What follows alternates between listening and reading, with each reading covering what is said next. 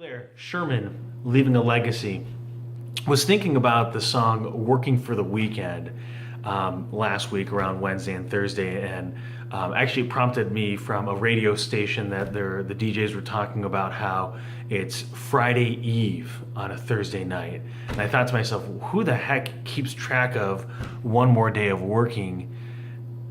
People do, because they don't enjoy what they do. They literally got themselves into a job, it's paying the bills, and how uninspiring that must be. I was literally looking forward to the weekend to do some reading for my industry, to be able to do some marketing, to do some planning, and also to create these videos. And so it's just interesting to me the thought process that people have as they're literally working from Monday to Friday and they're hung up on these 2 days that happen. I think that's absolutely the wrong way to look around at your career and your job. The life is way too short to be stuck in literally you're working for the weekend. You're looking forward to the weekend, where the viewpoint of that song for me is I'm working for the weekend. Enjoyment of doing what I do, doing what I love, finding my passion. And so I think oftentimes for people, it used to be very much the attitude, the baby boomers got into a career, they had a lot of loyalty, they worked for an organization maybe 20 or even 30 years.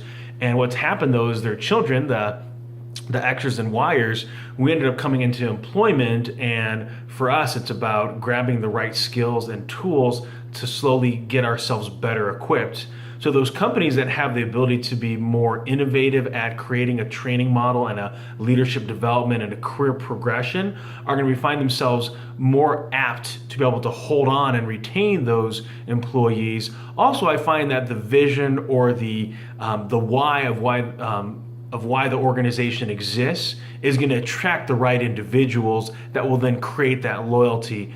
Of course, compensation needs to align with where it's at across the board from an industry perspective and from a geographic location. But if you can get people inspired to do what you do, then they're going to be more motivated to be able to dedicate more time than they probably normally would if they didn't necessarily like where the company's going. And so the career right now is literally identifying what your skills are and then having a go at that company, having a go at that role, and then identifying quickly, do I still enjoy this? Am I overcoming some weaknesses? And then evolving and progressing that way, where it used to be, hey, I started here and slowly over time I built myself up based on what the company was able to provide for me. I think what you're going to find is people can find big jump movements in their career by even going lateral or going to a different company and getting more opportunities to be intrapreneurial. Really, what that incorporates is that you really have this entrepreneur mindset to be able to not be tax driven.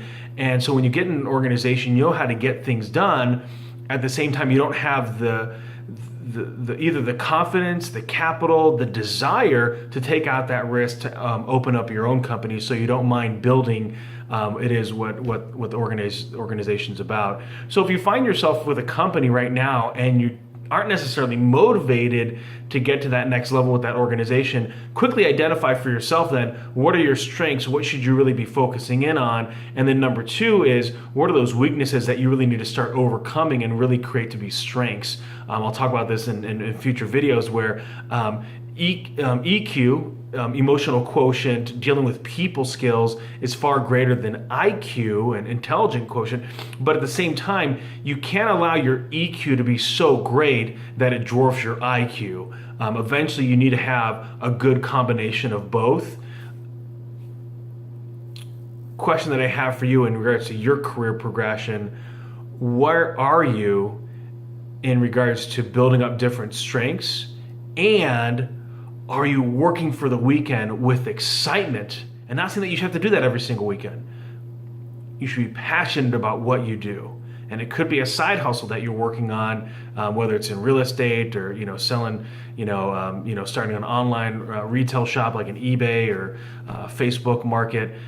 Be passionate about that side hustle, and that should be exciting. Have a fantastic day.